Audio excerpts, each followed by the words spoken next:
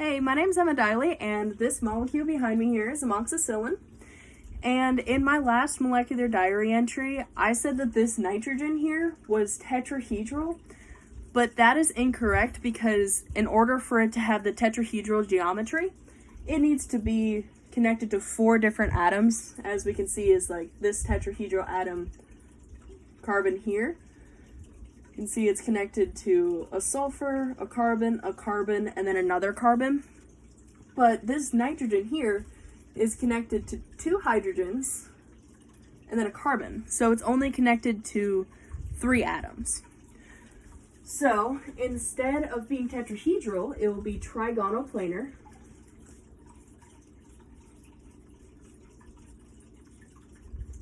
Because it's connected to 3 things. So that gives us 120 degrees instead of the 109.5 degrees that the tetrahedral gives it. So now that I have that corrected, I'm going to talk about the attraction forces that are in amoxicillin.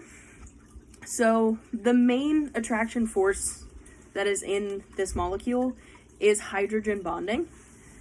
Hydrogen bonding can be seen in this alcohol here. I'm just going to write the word hydrogen.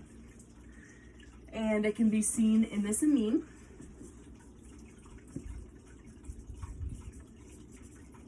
It can be seen in both of the amides, since they're the same makeup, they have the same molecules in them.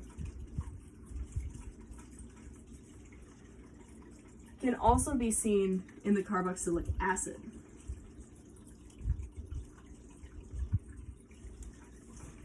This is not the only attraction force that is in amoxicillin. There is one other type. It is in the benzene ring and thioether. It is a dispersion force.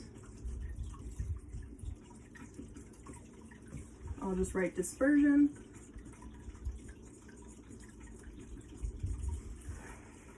And the reason why the hydrogen bonding is more important than the dispersion forces that are here is because the hydrogen bonding occurs 5 times, whereas the dispersion bonding only occurs 2.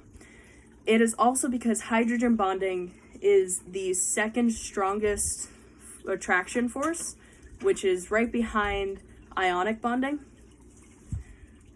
But dispersion forces are actually the weakest form of force of attraction.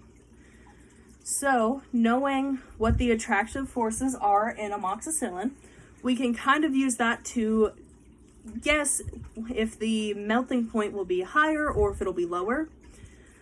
So, since we have a lot of hydrogen bonding happening, and since hydrogen bonding is one of the stronger forms of attraction, it will be a higher melting point. It'll be harder to break apart the hydrogen bonding, so it will need to be way hotter.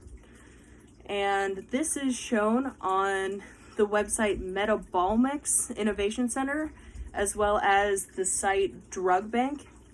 Both of these sites gave off experimental data based on amoxicillin, and both of them had the same melting point for amoxicillin, which was 194 degrees Celsius, which is equal to 381.2 degrees Fahrenheit, which we know is a very, very high temperature. So that definitely works with the hydrogen bonding being a very strong bond.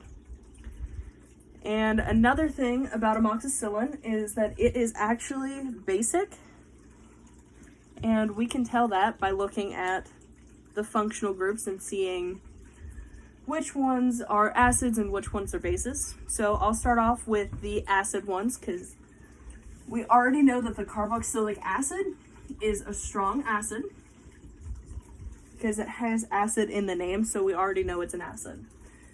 The other acid is in here is a very, very weak acid.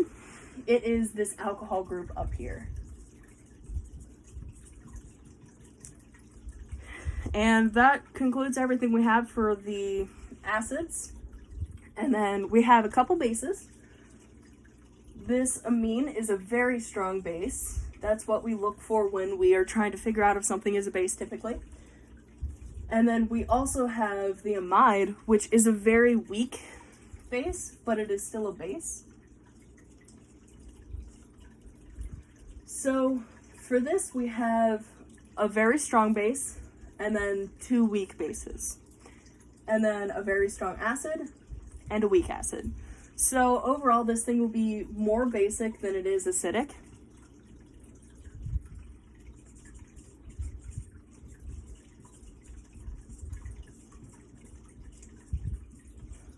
Which makes sense when you think about how it is ingested, because for this drug to be administered, it has to be swallowed orally. This could be through a capsule, a tablet, a chewable tablet, or a liquid.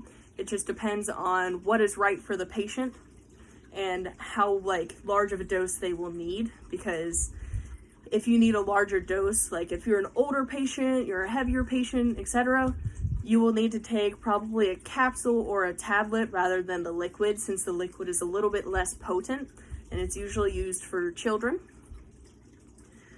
So the fact that it is basic makes sense because it will have to go through the digestive tract and go into the stomach.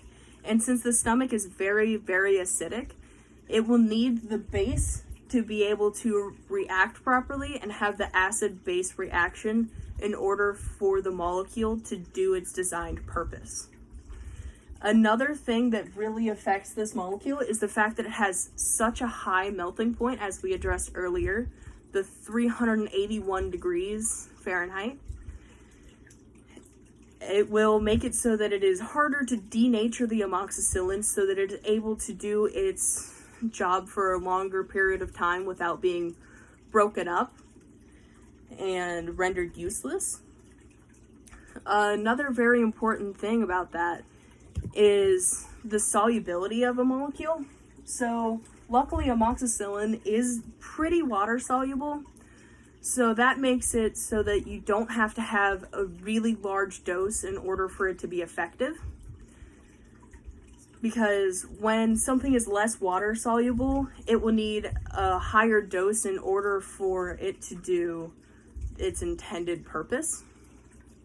So it could vary a tiny bit with how it is taken through the capsule, tablet, chewable tablet, or liquid, because they might all have different water solubility, which might also be the reason why I found a very different water solubility in the last video. So that's pretty much it for amoxicillin. It's a very interesting molecule.